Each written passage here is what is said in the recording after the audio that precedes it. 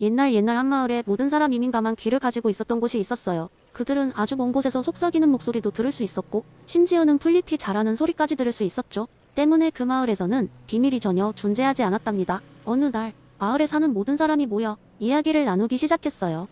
사람들이 모인 이유는 바로 마을 법칙을 새로 세우기 위해서였죠. 그들은 장자크 루소의 사회계약론에 대해 듣고 이를 마을에 적용하기로 했답니다. 이 마을에는 각자의 자유를 마음껏 누릴 수 있는 자연 상태가 있었지만 사람들은 서로의 비밀이 없는 탓에 종종 오해와 다툼이 일어나곤 했어요.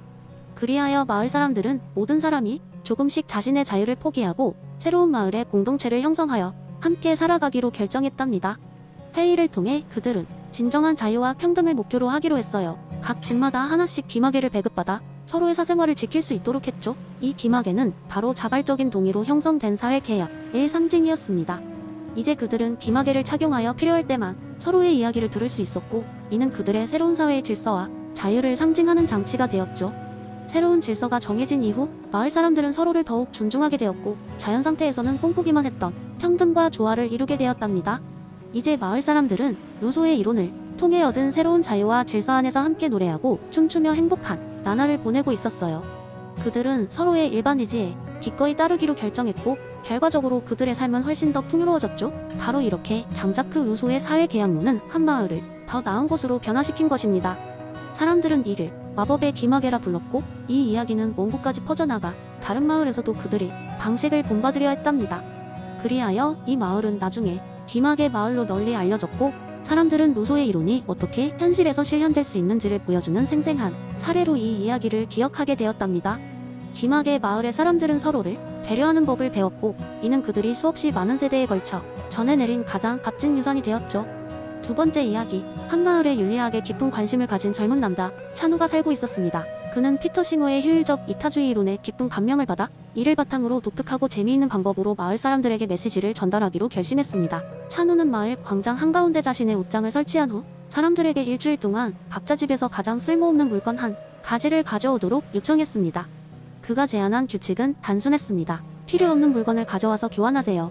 단, 교환하기 전에 그 물건이 타인에게 어떻게 더 큰 행복을 줄 수 있을지를 설명해야 합니다. 첫째 날, 한 할머니가 오래된 찻주전자를 가지고 왔습니다.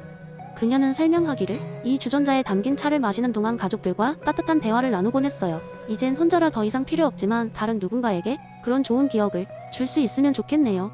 찬우는 할머니의 설명에 큰 박수를 보내며 주전자를 교환 선반에 올려놓았습니다. 그날 오후, 한 젊은 부부가 그 주전자를 가져갔습니다. 그들은 막 결혼해서 다정한 시간을 보낼 때 필요할 것 같아요. 이걸 사용할 때마다 할머니의 정이 느껴질 것 같네요. 라고 설명했습니다. 주전자는 그들 손에서 새로운 이야기를 만들 준비를 하고 있었습니다. 둘째 날엔 젊은 청년이 헌 농구공을 가져왔습니다. 농구슛을 할 때마다 이 공은 그에게 좌절을 안겨주었지만 그는 희망했습니다. 누군가 이 공을 통해 즐거운 시간을 보내길 바라요. 저보다 농구를 더 사랑하는 사람에게 갔으면 좋겠네요. 그날 바로 그 마을의 체육교사가 그 공을 가져갔고 방과 후 아이들과 함께 많이 웃으며 사용했습니다. 셋째 날에는 이웃 마을에서 온 젊은 여인이 책 한 권을 들고 왔습니다. 이 책은 그녀가 인생에서 가장 어려운 시기에 큰 힘이 되어 주었습니다. 저와 같은 어려움을 겪고 있는 누군가에게 이 책이 위로와 도움이 되길 바랍니다. 라고 말했습니다. 그 책은 여행자 한 명에게 건네졌고 그는 길 위에서 자신의 삶에 대한 새로운 통찰을 얻게 되었습니다. 일주일이 지나고 찬우의 옷장에는 온갖 물건들이 쌓였습니다. 이 작은 행사로 인해 마을 사람들은 각자의 물건이 어떻게 더 큰 선을 이룰 수 있는지를 이야기하며 서로의 삶을 공유했습니다. 그리고 이 경험을 통해 찬우는 피터 싱어의 효율적 이타주의 개념이 먼 곳에 있지만 우리의 일상생활에서도 작지만 큰 영향을 미칠 수 있음을 보여주었습니다. 찬우는 마지막 날 마을 광장에서 사람들이 가져온 물건들의 이야기를 모아 연극을 준비했습니다. 이 이야기들을 통해 마을 사람들은 각자의 선택이 타인에게 의미 있는 변화와 행복을 줄 수 있음을 깨닫게 되었고 모두가 자연스레 가장 큰 선을 실천하게 되었습니다. 결국 작은 마을에서 시작된 찬우의 실험은 사람들 사이에 더욱 깊은 연대감을 형성했고 이는 그들에게 윤리적인 삶이란 무엇인지를 새롭게 조명하는 계기가 되었으며 효율적 이타주의의 실천적 중요성을 일깨워주는 재밌고 감동적인 이야기가 되었습니다. 세 번째 이야기한 시골 마을에 철학자 앤스를 존경하는 젊은이 이름하여 조지가 살고 있었습니다.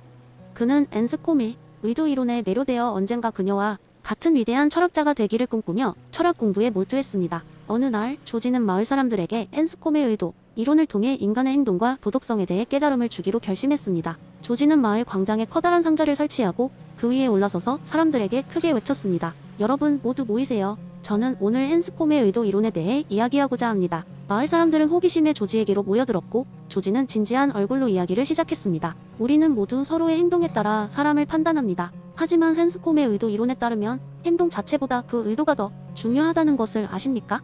사람들은 고개를 갸웃거리며 조지를 바라봤습니다. 이에 조지는 이야기 하나를 꺼냈습니다. 옛날 어느 마을에 2명의 농부가 있었습니다. 이 두 사람 모두 길가에 나무를 심기로 했습니다. 그러나 한 농부는 마을의 아름다움을 위해, 다른 농부는 자신의 집 주변만을 보기 좋게 하려는 개인적인 이유에서 나무를 심었습니다.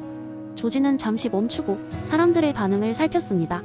이 두 농부의 행동은 겉으로 보기엔 같지만 그것을 이끌어낸 의도가 달랐으므로 그 도덕적인 평가는 다를 수 있다고 생각하지 않으십니까? 사람들은 저마다 생각에 잠긴 듯 보였습니다. 조지는 계속해서 이야기했습니다. 의도는 단순한 생각 이상의 것입니다. 그것은 행동을 정의하고 왜 그런 행동을 했는지 설명해주며 도덕적인 판단에 중요한 기준이 됩니다. 예를 들어 누군가 물에 빠진 사람을 구했을 때 그가 단지 사람을 구하려는 의도로 그랬는지 아니면 영웅이 되어 유명해지려는 의도로 그랬는지는 도덕적인 차이를 만들 수 있습니다. 조지의 이야기에 마을 사람들은 감탄하며 서로의 의도에 대해 더 깊이 생각하기 시작했습니다. 이제 그들은 다른 사람의 행동을 판단할 때 그 행동 뒤에 있는 의도에 대해서도 생각하게 되었습니다. 조지는 미소를 지으며 말했습니다. 헨스콤이 우리에게 가르쳐준 것은 단순히 행동을 보는 것에서 더 나아가 그 행동의 의도를 살피는 것입니다. 그것이 진정한 도덕적 이해로 가는 길이 아닐까요? 마을 사람들은 조지에게 감사의 말을 전하며 각자의 삶으로 돌아갔고 그날 이후로 마을에선 다른 사람의 행동을 함부로 판단하지 않는 따뜻한 문화가 정착되었습니다. 이 이야기를 통해 조지는 자신이 철학자로 성장하는 길 위에서 헨스콤에게서 배운 지혜를 사람들과 나누며 한 걸음 더 나아갔다고 느꼈습니다. 그의 꿈은 이제 막 시작되고 있었습니다. 네 번째 이야기. 옛날 옛적에 모든 지식이 휘황찬란한 빛깔 로무지개처럼 펼쳐져 있다고 여겨지는 신비로운 마을이 있었습니다. 이 마을 사람들은 무지개의 끝이라는 전설적인 장소에서 세계의 모든 지혜와 진리를 발견할 수 있다고 믿었습니다. 그래서 많은 사람들은 그 무지개의 끝을 찾아 떠났지만 아무도 그곳에 도달한 적이 없었습니다. 그 마을에 살고 있던 한 철학자, 이름하여 버나드라는 남자는 매일 무지개를 바라보며 생각에 잠기곤 했습니다. 그는 사람들에게 무지개의 끝이 실제로 존재하지 않는다고 이야기했지만 사람들은 그 말을 믿지 않았습니다. 사람들은 그저 과학적 지식을 쌓기 위해 모든 시간을 무지개의 끝을 찾는 데 쏟아부었기 때문입니다. 어느 날 버나드는 새로운 접근 방식을 떠올렸습니다. 그는 모든 마을 사람들을 불러 모아 이야기를 꺼내기 시작했습니다.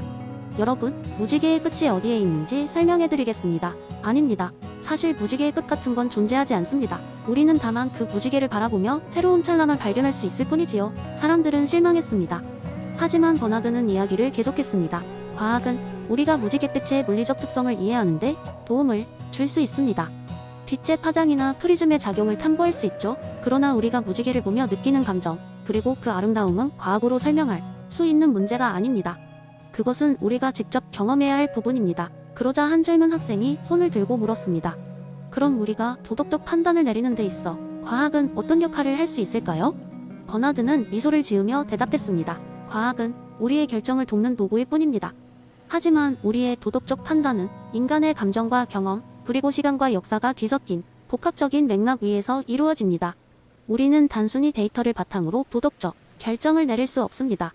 마음으로 판단해야 하죠. 그 후 마을의 사람들은 무지개의 끝을 추구하는 대신 서로의 감정과 경험을 공유하며 더 나은 도덕적 공동체를 형성하기 시작했습니다. 그들은 무지개가 보여주는 과학 이상의 것을 발견했고 그것은 바로 인간 경험의 깊이와 도덕적 직관의 중요함이었습니다. 결국 그들 각자에게 무지개의 끝이란 자신만의 의미를 찾아가는 여정이 되었고 참된 가치는 그 여정 속에서 발견되는 것임을 깨달았습니다. 그리고 버나드의 이야기는 사람들 사이에서 오래오래 전해져 내려왔습니다.